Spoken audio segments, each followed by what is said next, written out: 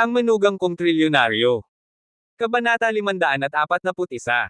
Natarante sina Marian Young at Andrew Cheng nang biglang magdagsaan ang mga tao sa pasilyo, nag-uunahang umakyat, at ang mga yabag ay parang kulog na umuugong sa paligid. Maingat na inalalayan ni Andrew si Marian habang tinatahak ang pasilyo, hindi sila mabilis, ngunit hindi rin nag-aaksaya ng oras. Basang-basa sa pawis si Nestor Young, nanginginig habang nagpapaliwanag. Hindi ko alam kung anong nangyari. Lumabas lang ako saglit para bumili ng tubig, pagbalik ko, nakahandusay na siya. Sabi ng doktor, nalason siya. Nalason. Parang kinurient si Andrew. Nanindig ang balahibo niya. Hindi niya kailanman inisip na may magkakagusto na saktan, o patayin, si Marte Pinyin. Tahimik pero tensyonado silang tatlo habang naghihintay sa labas ng operating room. Nangingilid ang luha sa mga mata ni Marian, namumula na ang mga mata sa pagpipigil ng iyak. Sinong may kayang gumawa nito kay nanay? Bulong niya, halos hindi marinig. Samantalang si Nestor, bagamat kinakabahan, ay nagpapanatili ng katahimikan sa sarili. Nakabantay lang siya sa bawat kilos ng mga dumaraang staff. Kinuha ni Andrew ang kanyang telepono at tinawagan si Oliver Lee. May masamang nangyari kay Martha. Magpadala ka ng mga tao sa ospital. Ngayon din. Narinig ni Andrew ang biglang paghinto ng paghinga ni Oliver Lee sa kabilang linya. Mr. Cheng, patay na po ba ang biyenan ninyo? Ay, pasensya na po. Papunta na po ako. Napatitig sa sahig si Andrew Cheng, na natiling tahimik sa ilang saglit. Ilang kaaway na ba meron si Marte Pinyin? At kung ganito kalakas ang intensyon ng may gawa nito, posible ring siya ang susunod. O mas malala pa, si Marian, at ang anak nila. Sa kabilang dako, ibinaba ni Oliver Lee ang tawag at agad tinawag si Miguel Bay. Tiger, sa ospital ka pumunta ngayon din. May nangyaring insidente sa biyenan ni Mr. Cheng. Ano? Gulat na sigaw ni Miguel. Ang masayang ngiti sa mukha niya ay agad naglaho. Sige po, sir. Sabay carry pa ng takbo. Halata sa kanyang biglang paglikot halos matisod na pagmamadali na hindi lang siya utusan, isa siyang taong may damdamin sa nangyayari. Grabe ka talaga, Miguel. Napabuntong hininga si Oliver, pinagmamasdan ang alikabok na iniwan nito. Opo, kuya. Sigaw pa ni Miguel habang papalayo, pilit na sinusubukang gawing magaan ang tensyon.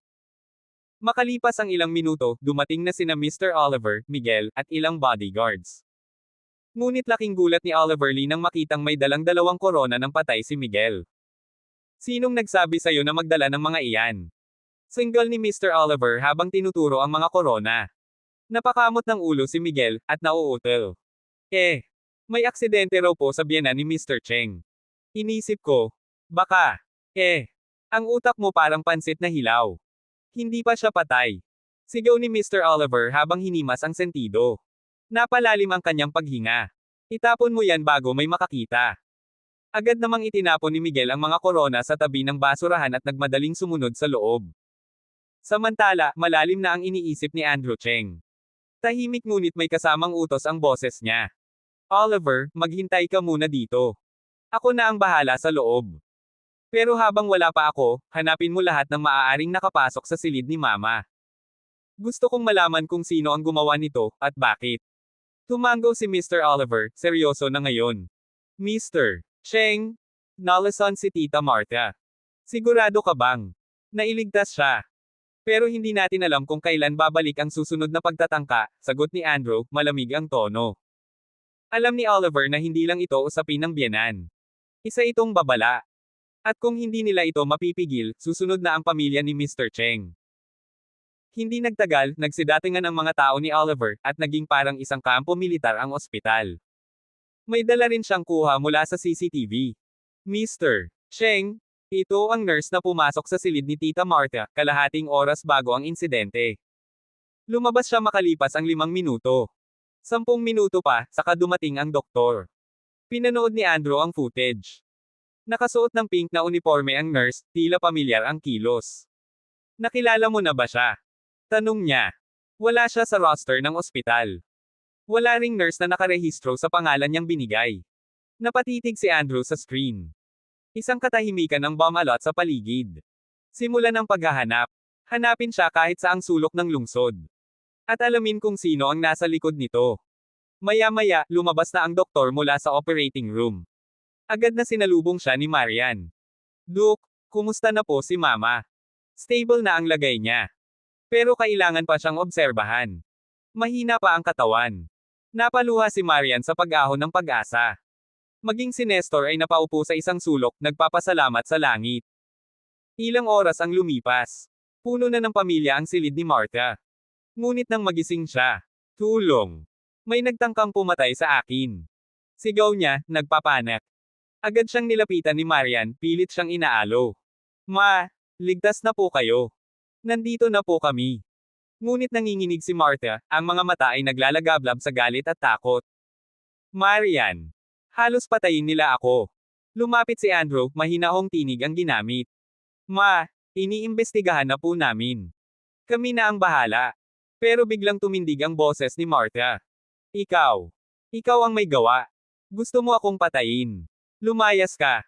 Halos matulig si Andrew sa sigaw. Nanginginig ang boses ni Marian habang pinipigilan ang sarili. Ma, wala pong kinalaman si Andrew.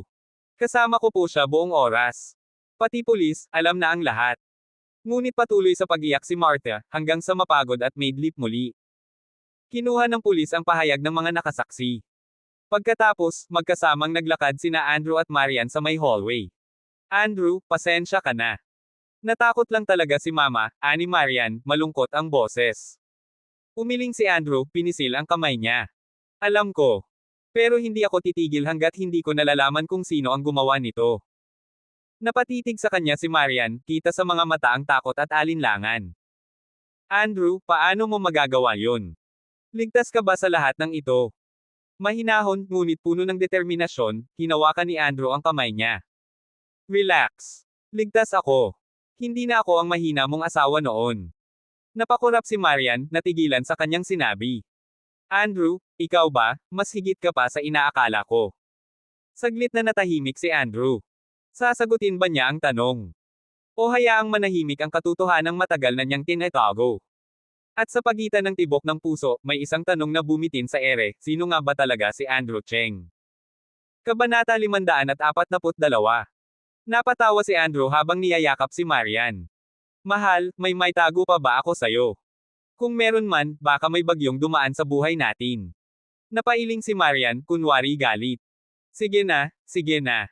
Tigilan mo na yung pagmumura mo. Jay. Pero agad ding sumeryoso ang kanyang mukha. Andrew. Kumusta si Bridget Yu? Anong balak mong gawin tungkol sa kanya? Hindi mahilig si Marian na pakialaman ang nakaraan, lalo na kung tungkol sa dating pag-ibig ni Andrew. May tiwala siya sa daloy ng tadhana, ngunit ang iniisip niya ngayon ay ang damdamin ni Andrew. Saglit na napatingin si Andrew sa kanyang mga kamay, pinisil ang daliri habang malalim ang iniisip. Sa totoo lang, hindi ko alam kung paano ko siya haharapin. Nalilito ako. Hindi naman siya ang may kasalanan. Ako ang nagpabeya. Gusto ko lang humingi ng tawad. Tahimik siyang pinanood ni Marian. Kita sa mukha niya ang lungkot ng asawa. Mahal, alam mo ba kung ano ang isa sa pinakaayaw marinig ng babae? Napatingin si Andrew, bahagyang nakangiti. Ano? Ang paghingi ng sorry. Matigas ang tono ni Marian. Kapag sinabi ng lalaki na gusto niyang humingi ng tawad, lalo lang nagagalit ang babae. Kasi kung kaya niyang mag-sorry ngayon, bakit hindi niya ginawa noon? Naiintindihan mo. Hindi nakasagot si Andrew. Nakayuko siya, tila ninanamnam ang bigat ng sinabi ni Marian. Ngunit makalipas ang ilang sandali, niyakap niya ito ng mahigpit at bumulong. Asawa ko. Ikaw lang ang mahal ko, kahit ano pa man ang dumaan. Tumangala si Marian habang nakasandaw sa dibdib niya, pinagmamasdan ang mga ulap sa labas ng bintana. Siguro. Kung hindi ako dumating sa buhay mo, siya pa rin ang kasama mo ngayon. Ngumiti si Andrew, banayad ngunit matatag. Huwag mo nang isipin yun. Ikaw ang pinili ko. Ikaw ang asawa ko. At yun ang tanging mahalaga. 2 araw ang lumipas. Sa ospital, mahigpit ang pagbabantay sa silid ni Martha, salamat sa initiative ni Andrew. Hindi pa rin natatagpuan si Nurse Monabay, ang misteryosang babaeng bigla na lang naglaho. Sa kabila ng lahat, naging kampante si Martha. Ramdam niyang ligtas siya, ironic mang isipin na ang taong pinagbintangan niyang dahilan ng kanyang kapahamakan ang siyang nagbigay ng seguridad sa kanya ngayon. Talk. Talk. Tita Martha, bumisita po ako. Kumusta na kayo? Si Lester Cow. May dalang malaking bag ng prutas at mamahaling mga regalo. Pamilyar na pamilyar. Lester. Pasok ka, pasok ka. Tuwang-tuwang bati ni Martha habang pinataas ang kama. Hoy! Nurse! Tsaa! Anong silbi mo dito? Sigaw niya sa tahimik na nurse na si Cho na yun, na walang reklamo tahimik na sumunod. Umupo si Lester. Kita sa mukha ang pag-aalala. Tita Martha. Ano pong nangyari sa inyo? Biglang nagbago ang tono ni Martha, tila gustong isumbong ang buong mundo. Ay nako! Ang buhay ko! Isa ng trahedya. Kung hindi dahil kay Andrew, kung hindi dahil sa manugang kong yun, hindi ako mapupunta sa ganitong kalagayan. Dati, halos palayasin ako niyan sa bahay ko. Ngayon, mayaman na, akala mo kung sinong may kaya. Nagkunwaring naguguluhan si Lester. Mayaman. Si Andrew. Akala ko ba bankrupt na siya? May utang pangaraw. Nagnitngit si Martha, kumulo ang galit sa dibdib. Hindi niya matanggap. Mayaman siya. Lihim lang pero siya ang boss ng Rice Angel Investment Group. Nagliwanag ang mga mata ni Lester. Rice Angel. Siya nga. Nang mapalabas ang nurse, lumapit siya sa kama. Tita Martha. Paano kung mapasakamay natin lahat ng yaman niya? Napatitig si Martha, takot at tukso ang pumupunit sa isipan niya. Hindi pwede. Mapanganib yan. Papapatayin niya ako. Ngunit hindi natinag si Lester. Pero manugang mo siya. Hindi ba dapat suportahan ka niya? Ilang taon din siyang tumira sa bahay mo. Sa pagkain mo. Sa pera mo. May utang siya sa'yo. Unti-unting umusbong ang binhing itinanim ni Lester. Paano mo? Paano mo gagawin yun? Tanong niya, bahagyang nahuhumaling sa ideya. Lumapit si Lester, pabulong. Tutulungan kita. Mabibigyan natin siya ng leksyon. Makukuha natin ang yaman niya. At pagkatapos, aalisin natin siya. Napatde si Martha. Patayin. Hindi po pwede yan. Hindi papayag si Marian. Wala tayong kailangang gawin na sobra. Kapag wala na siyang pera, wala na siyang laban. At si Marian. Anak mo yun. Ikaw ang pakikinggan niya. Saglit ang katahimikan. Hanggang sa kumagat si Martha. Sige. Lester, kung matutulungan mo akong kunin ang kayamanan ni Andrew. Ako na ang bahala sa pagpapaalis sa kanya. Kabanata 543. Ilang oras matapos ang lihim na pag-uusap, lumabas si Lester sa ospital na may ngiti ng tagumpay. At sa di inaasahan, nabangga niya si Andrew sa labas ng pinto. Anong ginagawa mo rito? Malamig ang boses ni Andrew, ang tingin ay parang yelo. Nagkibit balikat si Lester, mayabang ang dating. Binisita lang ang tiyahin ko. May problema ba? Mula sa loob, sumigaw si Martha. Andrew. Bisita ko si Lester, huwag kang bastos. Hindi na kumibo si Andrew, ngunit hindi niya inalis ang titig kay Lester. Sa huli, malamig niyang binigkas. Umalis ka. Ngunit si Lester, hindi natinag. Andrew, sana sa susunod, ganito pa rin tayo mag-usap, pero sana nakatayo ka pa rin, bulong niya, puno ng insulto, bago siya tuluyang umalis. Pagkaalis nito, pumasok si Andrew sa silid. Anong pinaplano ninyo? Boses niya'y mababa pero delikado. Nagpanting ang tenga ni Martha. Ako ba ngayon ang hindi pwedeng tumanggap ng bisita? Ako ang biyenan mo. Hindi mo ako pwedeng diktahan. Ngunit sa loob-loob niya, nagsimulang mabuo ang takot dahil nakita niyang hindi na si Andrew ang dating tahimik na manugang. Tandaan mo tong sinabi ko, aniya sa malamig na tinig. Huwag na huwag kang magkakamali. Pagsisisihan mo yun. At sa kanyang pag-alis, iniwan niyang tahimik at tulalang si Martha Pinin. Pero nang makalayo na siya, napangisi ito. Hayop kang Andrew. Akala mo ikaw lang marunong. Hintayin mo. Makukuha rin kita. Habang abala si Martha sa kanyang balak, nagtungo si Andrew sa headquarters ng errand delivery company. Ngunit pagdating pa lang niya sa opisina, may kakaiba ng tensyon sa paligid. Ang mga empleyado'y tila natataranta at tahimik. Boss. Sabay-sabay na bati nila, yuko ang ulo, may takot sa mga mata. Tumingin si Andrew sa saradong pinto ng opisina ng general manager. Anong nangyayari? Isang staff ang lumapit agad. Boss, sakto ang dating nyo. May mga delivery company na gustong kausapin si President Song. Pero hinihingian siya ng 500 milyong yuan. Kung hindi, magkakaisa silang pabagsakin tayo.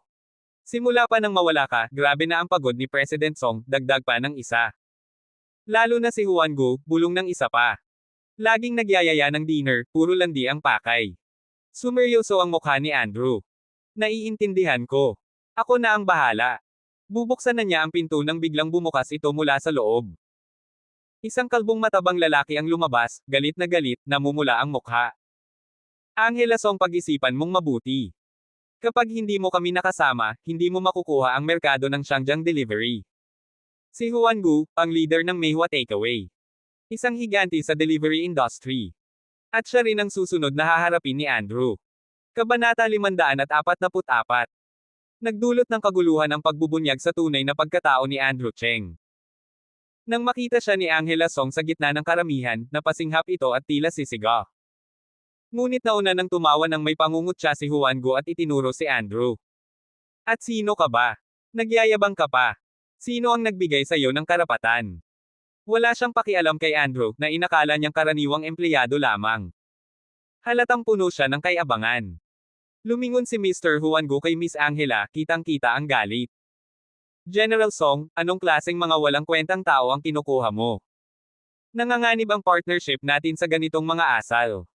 Sumang-ayon ang ilang executive, kitang-kita ang hindi nila pagsang-ayon sa mabilis na pag-angat ng delivery company. Ang tunay na plano nila sa partnership. Linlangin at pagsamantalahan si Angela na sa tingin nila ay madaling kontrolin dahil isa lamang siyang babae. Ngunit hindi sila pinansin ni Angela. Sa halip, agad siyang lumapit kay Andrew at malalim na yumuko. Mr. Cheng. Ang pagtawag niyang iyon ay nagpahinto sa lahat. Napakunot ang noo ni Mr. Huan Gu at ng iba pa. Ang misteryosong investor sa likod ng delivery company ay ang binatang ito. Nagpilit ngumiti si Huan Gu. Mr. Cheng, hindi ko inaasahan. Pinagmasdan niya si Andrew, sa isip ay iniisip kung anak mayaman ba ito. Lumapit si Andrew, malamig ang titig. Huan Gu, kilala ka na. Narinig kong malakas ka raw sa mga babae.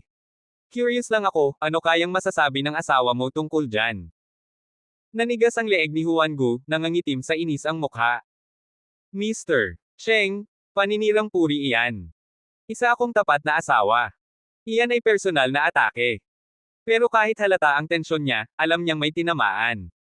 Ayaw niyang malaman ito ng kanyang asawa, lalo't umaasa siya sa kapangyarihan ng pamilya ng asawa niya.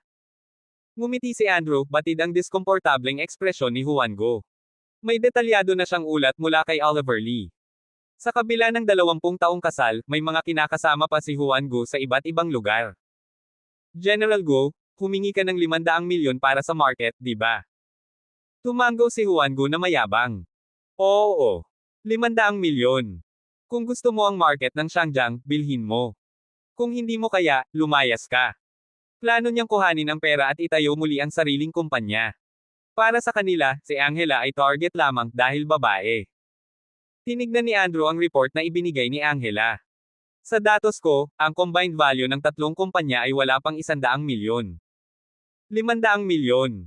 Parang sobra. Tumawa si Mr. Huan Gu. Sobra. Hindi mo kayang sakupin ang Shangjang. Hinihingi mo yan. Umiling si Andrew. Hindi, ang ibig kong sabihin, ang 500 milyon ay masyadong mababa. Taasan natin. Naghari ang katahimikan. Masyadong mababa. Taasan. Kahit si Angela ay napatitig sa kanya, sabay hila sa braso ni Andrew. Mr. Cheng, ito ay. Ngunit mahinahong sagot niya, ayos lang. May sense of justice ako. Nakangising umayo si Mr. Huan Gu. Sige, 1 bilyon. Kung makakabayad ka ngayon, lalayas ako sa Shangjang. Tumango si Andrew. Deal. Kinuha niya ang telepono at tumawag. I transfer ang 1 bilyong yuan sa Meihua Takeaway. Gamit ang pondong hiwalay sa Cheng family, kalmadong sinabi ni Andrew, 5 minuto, tops. Tumawa si Mr. Huan Gu. Siguradong palabas lang ito. Ngunit maya-maya lang, tumunog ang kanyang telepono. CFO niya. General Gu, may pumasok na 1 bilyong yuan. Sinabi nilang binili na nila ang Meihua Takeaway. Nanlamig ang katawan ni Mr. Huan Gu. 1 bilyon. 10 beses ng market value. Hindi ito basta mayaman, ito ay makapangyarihan. Ulitin mo. Tanong niya, nanginginig ang tinig. Inulit ng CFO ang balita. Ibinaba ni Mr. Huan Gu ang tawag, namumutla. Nauutal siyang nagsabi, Mr. Cheng, congratulations. Sa'yo na ang Meihua. Ngumiti si Andrew, ngunit walang lamang ang kanyang tono. General Gu, huwag kang masyadong magdiwang. Sa tingin ko, may kailangan kang makita. Pinatugtog niya ang isang video. Ipinakita nito si Mr. Huanggu kasama ang kanyang kabit. Dumilim ang mukha ni Mr. Huanggu. Anong gusto mo? Maayos ang sagot ni Andrew. General Guo, sa palagay mo, magkano ang halaga ng video na ito? Kabanata 545. Pagkarinig ni Huanggu sa sinabi ni Andrew, agad siyang napakunot noo, at biglang dumilim ang kanyang mukha. Itong bata, nanghahaman. Mr. Cheng, sumusobra ka na. Sigaw ni Huanggu, nanginginig ang mga kamay sa galit. Ngunit ngumiti lang si Andrew at kalmadong sinabi, sobra. Sa tingin ko, ito'y makatarungan. Kung tingin mo okay lang ang video na ito, ipapadala ko sa asawa mo. Ayon sa mga ulat, ikaw ay isang manugang lamang sa pamilya Zhou. Nakuha mo lang ang pwesto mo dahil sa biyenan mo. Bukod pa riyan, matagal nang naghihinala ang asawa mo, pero wala siyang konkretong ebidensya. Ngayon, kung mapapanood niya ito, hulaan mo, mapapalayas ka ba sa pamilya Zhou? Ngumiti si Andrew, banayad, ngunit nakapanlalamig.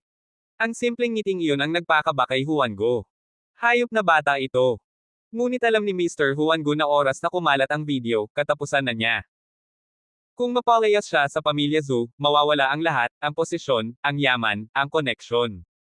Mr. Cheng, anong gusto mo? Tanong niya habang kinagat ang lobby, handang magbigay. Ngumiti si Andrew. Simple lang. 1 bilyong yuan. Mabibili mo ang katahimikan ko. At bukod doon, ikaw, at ang mga kumpanya ng ilan sa inyo, baka naman pwede nating pag-usapan. Namula sa galit si Mr. Huanggu. Imposible. Ibabalik ko sa iyo ang 1 bilyon, pero ang mga kumpanya namin, huwag mong asahan. Pananakot yan. Blackmail. Ipapaaresto kita. Hindi siya tanga. Alam niyang gusto siyang lumunin ni Andrew Cheng. Tumawa ang 3 boss sa likod niya. Mr. Cheng, lumalampas ka na. Akala mo sa isang video lang, luluhod kami. Hindi kami papayag. Huwag kang magpaka-greedy. Tahimik lang si Andrew. Pinagmasdan si Huanggu, bago magsalita, ibig mong sabihin, ayaw mong makipag-ayos. Hindi. Hindi ako papayag. Mariing sagot ni Huanggu. Tumango si Andrew at agad na tumawag. Papasukin ninyo sila. Nagulat si Mr. Huanggu. Anong ibig mong sabihin? Sinong papasok? At halos kasabay ng tanong niyang iyon, bumukas ang pintuan. Pumasok ang maraming babae, lahat ay pamilyar. Mga babae, na nakasama niya. Bakit sila nandito? Ramdam niyang may paparating na kapahamakan. Muli siyang tumingin kay Andrew Cheng, at ngumisi ito. President Gu, ani Andrew, may 10 minuto ka para mag-isip. Pagkatapos niyan, darating na ang asawa mo. Ano? Halos mapasigaw si Mr. Huanggu. Bata, naglakas loob kang. Umiling si Andrew. Hindi nagpakita ng emosyon. Kasabay nito, lumapit ang 7 o 8 babae, at hindi pa iyon ang lahat. Abangan ang mga susunod pang kabanata ng Ang Manugang Kong Trilyonaryo. For more updates, please subscribe to my YouTube channel and don't forget to like and share. Thanks for your support.